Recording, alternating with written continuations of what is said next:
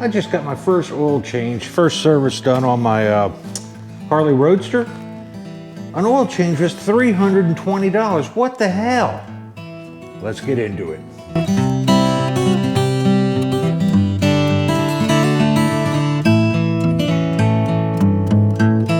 We have 949 subscribers. I'm going to do a giveaway at 1,000 subscribers. I'm going to give away a pair of ODIN manufacturing gloves. Stick around to the end of the video and I'll show you some examples. They're a brand I happen to love. I don't care where I got to ship them in the world. If you're in Australia or Malaysia, I'll get them to you. Your pick, your size, and we'll get you a nice pair of gloves.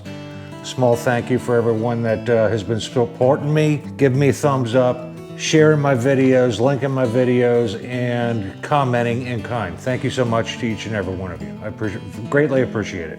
I made an appointment with Stonewall Harley-Davidson, my service advisor, Robert Jones, and he's always taking good care of me. I'll throw his card up on the screen. If you're in my neck of the woods, be sure to look him up.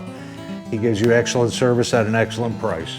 Let's talk about the oil change. Most people think that when you take your bike in for its first service, they change the oil, pat it on the rear end, and shove you out the door for $300+. Let's look into that a little bit. I want to talk about it, not just an oil change. Okay, so what do you get for $300? First of all, it takes 3 hours labor. Seems unreasonable, doesn't it? I don't know, let's talk about it.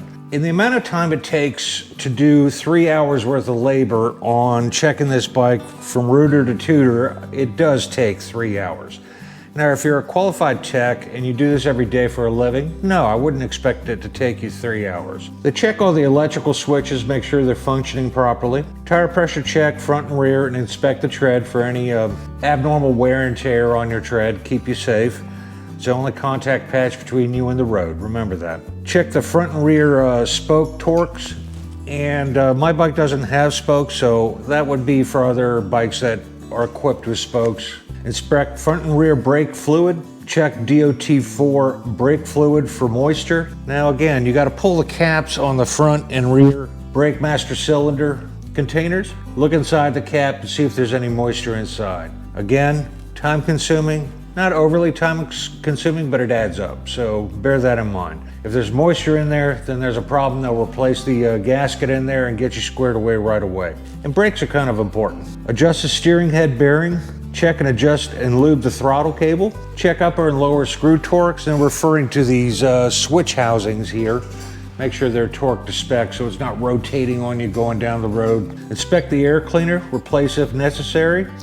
Again, 2 screws, pull it out, physically look at it, make sure it's in good shape. Replace the engine oil and filter. Torque the drain plug to the correct settings. I don't know about you, but I have my Harley service manual, and yes, I do all of these services myself. I took it to the shop to make a point here. If I'm looking up every one of those torque settings that we're talking about as I go down this list, it would take me more than 3 hours. It takes forever to fish around in the manual and find the exact torque settings that you need for every single bolt on the bike. Somebody that's professional and does this every day can knock it out Johnny quick. I can't. So it does take me several hours. Replace the transmission lubricant. By the way, there's a small bump on my $320 oil change. I had them put synthetic in, so I'm a firm believer in synthetic oils, and I went with the Harley synthetic oil. Inspect the oil lines and brake system for leaks. Inspect the fuel line and fittings for leaks. Check the upper front stabilizer linked to the engine bracket for its torque settings. Check the front isolator mounting bolt torque. Inspect front and rear brake pads. Check front and rear axle nut torques. Again, setting those torques. Get the torque wrench out, adjust it to the exact setting, and torque it to spec. It takes time.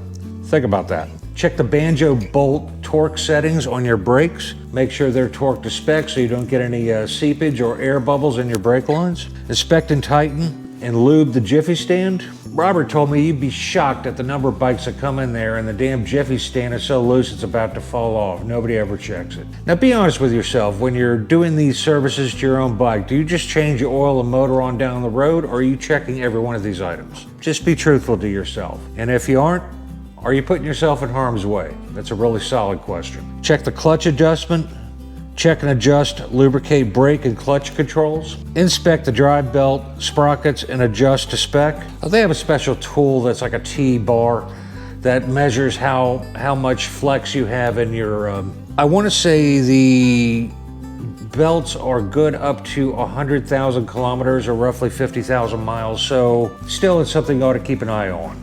I really enjoy not having a chain and having to lube it every 500 miles. One of the big bonuses for me on a Harley is the belt drive. Check the clutch adjustment. That's kind of a little more involved than you think. So, and I'll do a tutorial on that, on how to adjust the clutch on this bike. Check, adjust, lubricate the brake and clutch controls. Inspect the drive belt, sprockets, and adjust.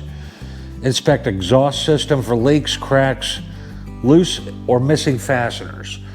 The mufflers take a beating with that big old V-twin, so it's not uncommon for bolts to unfasten, come off, things of that nature.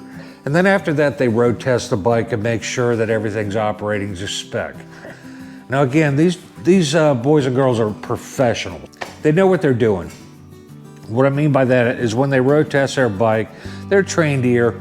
They have ridden so many of these and ran into so many small, minute issues that you or I wouldn't pick up on it. So it's a comforting thought for me to know that a professional tech has taken my bike out and checked it out to make sure it's good to go.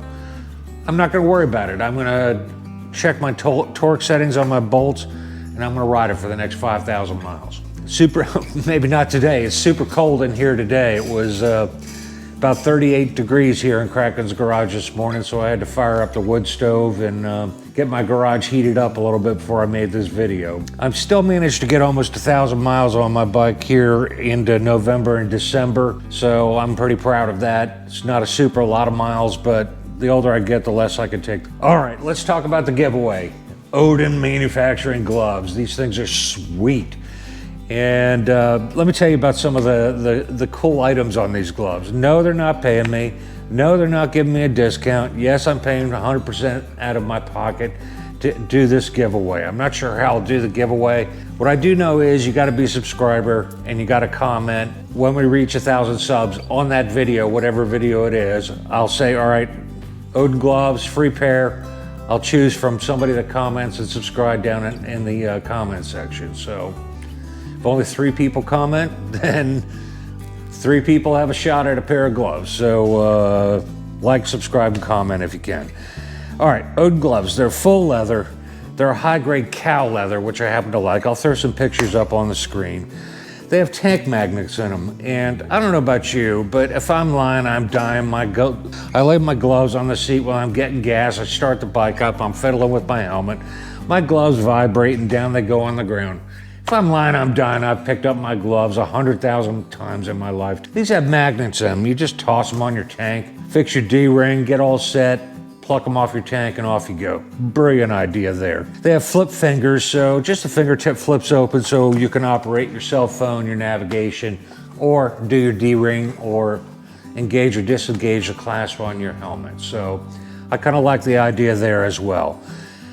They come in perforated, they also come in solids as well. And most importantly, I get tired of the abuse women take with having to live in a man's world in the motorcycle industry, predominantly male, and they never have any sizes to fit women. ODIN makes gloves specific for women's hands. Be sure to check them out. They are double stitched. They are double layered palms. The palms are quilted, so you get a little cushion there as well.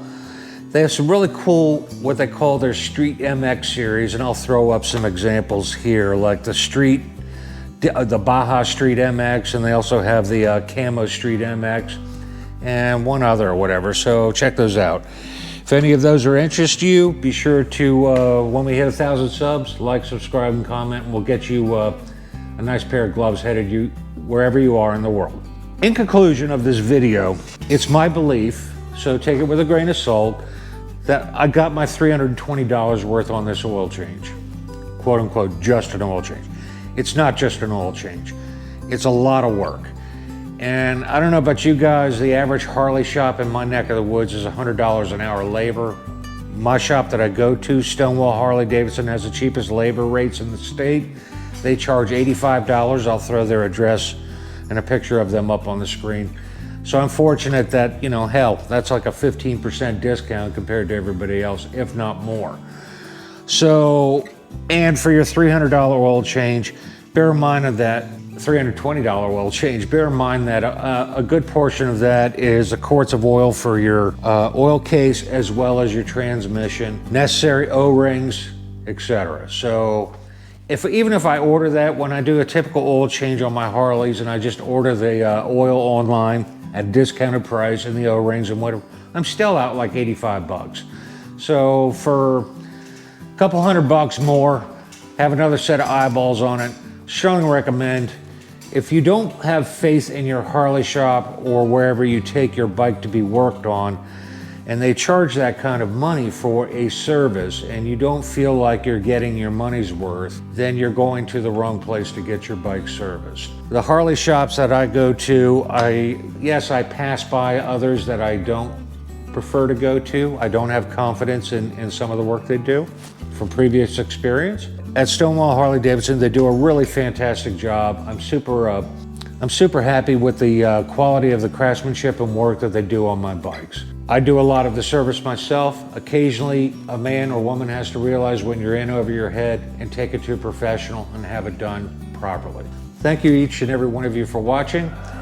There's my ghost dogs. They're here to tell me, to remind me to wind up this video. If you like this video, give it a thumbs up. If you didn't like it, give it a thumbs down. If you want to see more in the future, hit the subscribe button right down in the corner. And remember, folks, go riding. It's good for you. I'll see you in the next one. Peace.